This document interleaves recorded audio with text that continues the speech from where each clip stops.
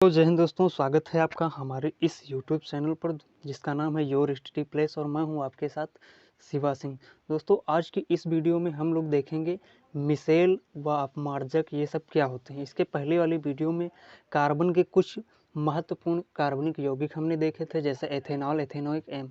तो ये जो आज का लेक्चर है या वीडियो का जो पार्ट है, ये पार्ट नंबर 6 है। इसके पहले हमने 5 पार्ट इस लेसन के कवर किए हैं, तो वो आप जाके मेरे चैनल के प्लेलिस्ट में या इसी वीडियो के डिस्क्रिप्शन में आपको पाँचों पार्ट की लिंक मिल जाएगी। जैसे आप उस पर क्लिक करेंगे, आप उन पार्ट को आसानी से देख सकते हैं। तो आज हम लोगों का जो टॉपिक स्टार्ट होता है वो यहाँ से, मिसेल व साबुन क्या होता है वो आज हम लोग देखेंगे।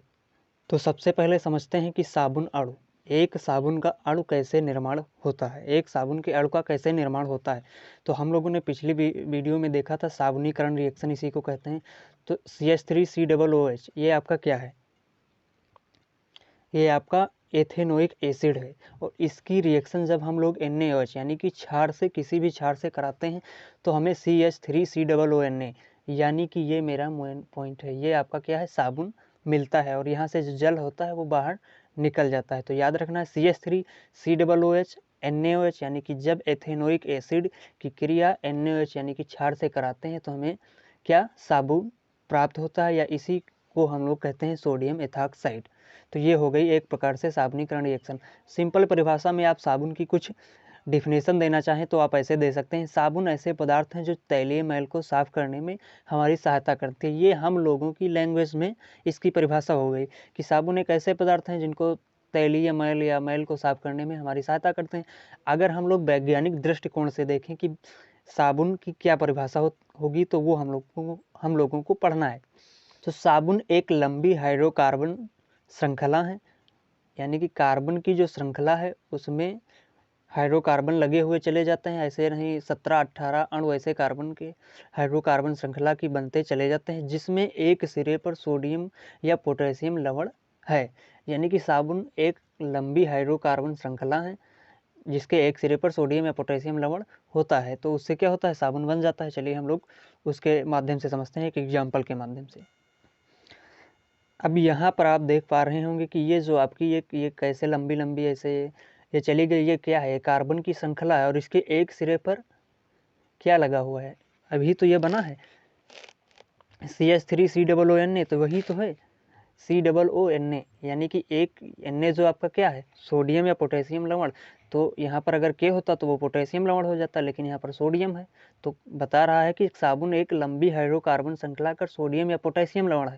तो यहाँ पर मान लीजिए मैंने सोडियम कर दिया, तो इसका सोडियम जो होता है वो पॉजिटिव होता है, और जो ऑक्सीजन यानी कि O आपका जो होता है माइनस होता है। तो ये आपकी एक सिंपल डिफिनेशन के लिए इतना काफ़ी। अब जो साबुन का एक अणु होता है उसकी संरचना ऐसे ऐसे होती है। तो ये वाला जो मान लीजिए जो गोल नुमा संरचना है, इसको हम लोग कह देते हैं साबुन का अणु है। हालांकि इसको हम लोग ऐसे नहीं देख सकते हैं, ये सब क्रिया मतलब आप लोग घर में भी कर सकते हैं। तो जो ये साबुन का अणु है, इसके एक सिरे को जो गोल नुमा संरचना है, तो इसको हम लोगों ने सिर नाम दे दिया। और पीछे जो है ये आपकी बुक में नाम मतलब नामकरण नहीं होगा, शायद होगा। तो ये जो पीछे ये इसको हम लोगों ने पूछ कर दी, पूंछ नाम दे दिया।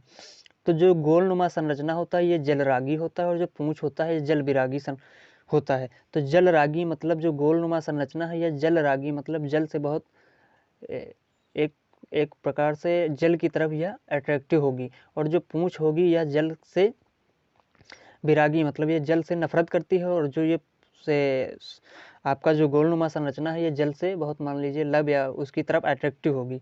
तो ये जलरागी मतलब ये जल के समीप जाने वाला पॉइंट होता है, जिसे हम लोग सिर कहते हैं। और ये जो पुच्छ है ये मतलब जल से नफरत करता है, तो ये जल विरागी होगा। ये साबुन का एक अणु है।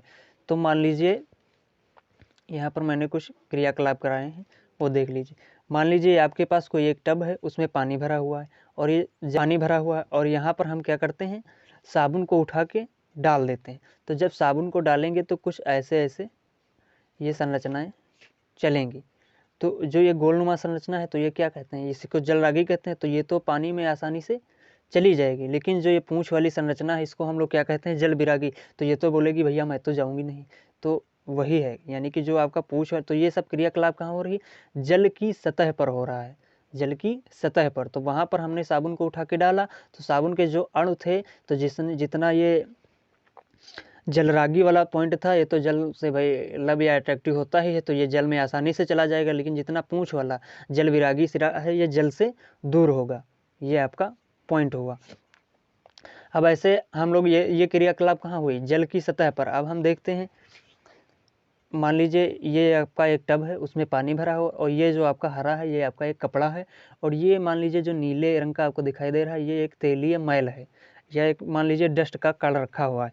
तो इसमें क्या होगा, जैसे इसमें साबुन को डालेंगे या साबुन का अणु जैसे आएगा, तो जो जिसको भाई जो जल विरागी है, यानी कि जिसको जल से नफरत है, तो वो वाला सिरा इसमें जाके चिपक जाएगा या धंस जाएगा। और जो जल रागी सिरा है वो, उसको तो भाई पानी चाहिए क्योंकि उसको जल से लब है, तो वो जो जितने ये सिर वाले पॉइंट हैं ये जल में रह जाएंगे, और जितने जल विरागी सिरे हैं वो मैल में चले जाएंगे क्योंकि उनकी पानी की ज़रूरत नहीं। तो इस तरह एक नहीं लाखों कण आते हैं या हजारों कण आते हैं, तो मैल को इस तरह जो पूंछ वाला सिरा है ये आके जकड़ लेता है, और मैल को जैसे आप कपड़े को उठा के पटकते हैं या धोबी पछाड़ देते हैं, तो वो मैल वहाँ से या मैल वहाँ से निकल जाती है। तो इस प्रकार ये जो संरचना है, इस प्रकार साबुन कार्य करता है। अब देख लीजिए, वही जो हम लोगों ने ये क्रियाकलाप हम लोग बाहर पढ़ेंगे, तो ये क्या हुआ, ये जितने भी पूंछ वाले सिरे हैं ये एक जगह इकट्ठा हो गए, ये मैल को जकड़े हुए हैं, और जितने ये वाले हो गए ये जलरागी सिरा हैं, जितने गोल पॉइंट वाले हैं, और जितने ये पूंछ वाले हैं। तो ये एक प्रकार से जितने भी साबुन यहाँ पर इकट्ठा हुए हैं या इकट्ठा हुए हैं, इनको हम लोग क्या कहते हैं, ये एक संरचना बनाते हैं लाखों हजारों मिलकर, इसी को हम लोग क्या कहते हैं, मिसेल कहते हैं। अब आप लोगों को मिसेल समझ में आ गया होगा कि इतने सारे जो संरचना एक मैल या तैलीय मैल को जकड़ते हैं, तो वो जकड़ने में जो जितने भी ये ऐसे स्ट्रक्चर बनाते हैं, इसी को हम लोग क्या कहते हैं, मिसेल कहते हैं। तो इस प्रकार हम लोगों ने साबुन क्या होता है, मिसेल क्या होता है पढ़ लिया है। अब आप लोग चाहें तो एक अपमार्जक, आपकी बुक में तो दिया नहीं है, केवल मिसेल साबुन और अपमार्जक में अंतर दिया है, बाकी अपमार्जक का वहाँ पर नामो निशान नहीं। लेकिन हम आपको कुछ थोड़ा बहुत बता ही दे रहे हूँ, तो आप लोगों को घबराने की बात नहीं है। ये रहा अपमार्जक। अपमार्जक की अगर अपमार्जक क्या होता है, वही डिटर्जेंट जिसे हम लोग साधारण भाषा में निरमा कहते हैं, ये आपका क्या है, एक अपमार्जक है। निरमा एक अपमार्जक है। तो अपमार्जक ये वैज्ञानिक दृष्टिकोण से देखते हैं, बाकी जो हम लोगों की भाषा में होंगे तो अपमार्जक ऐसे होते हैं जो कपड़े या गंदगी को मिटाने में आसानी से होते हैं, या कठोर जल में विलय नहीं होते हैं। तो आपका साधारण घर का पानी होगा उसमें ये विलय हो जाते हैं। तो अपमार्जक सल्फोनिक व अमोनियम लवण होते हैं। बस इतना ही आपको लिखना है, सिर्फ याद करने के लिए। जो आपका अपमार्जक है यह सल्फोनिक और अमोनियम लवण होते हैं।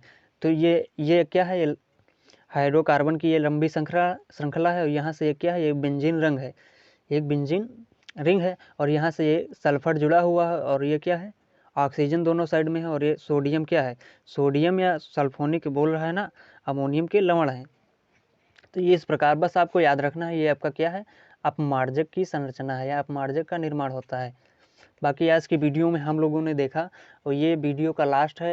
ये बस इतना बताने के बाद अब आप लोगों का ये चैप्टर एंड होता है। अब हम लोग नेक्स्ट चैप्टर नंबर 5 देखेंगे। 4 आज चैप्टर लास्ट, यानी कि ये समाप्त होता है। इसकी 6 वीडियो आज की मिलाकर टोटल 6 वीडियो बनी हैं। तो सबसे पहले हम लोगों ने देखा है क्या, साबुन क्या होता है, तो CH3COONH, यानी कि ये CH3COOH आपका क्या है, एथेनोइक एसिड, और इसकी रिएक्शन जब क्षार से कराते हैं तो हमें सोडियम एथॉक्साइड यानी कि साबुन की प्राप्ति होती है। बाकी हम लोगों ने मिसेल क्या है सब ये डिस्कस कर लिए हैं। तो दोस्तों वीडियो अच्छी लगी है तो वीडियो को लाइक ज़रूर करें, अगर चैनल पर नए हैं तो चैनल को सब्सक्राइब जरूर करें, ताकि हम इसी तरह वीडियो बनाते रहें और आपका एग्जामिनेशन तक बढ़िया अच्छे से सब पूरा ये साइंस जितनी कवर हो जाए। तो मिलते हैं दोस्तों नेक्स्ट चैप्टर में। अब वीडियो नहीं बोलूँगा क्योंकि इसकी सारी वीडियो ख़त्म हो चुकी हैं। तो मिलते हैं दोस्तों नेक्स्ट चैप्टर में, तब तक के लिए बाय बाय, टाटा, धन्यवाद।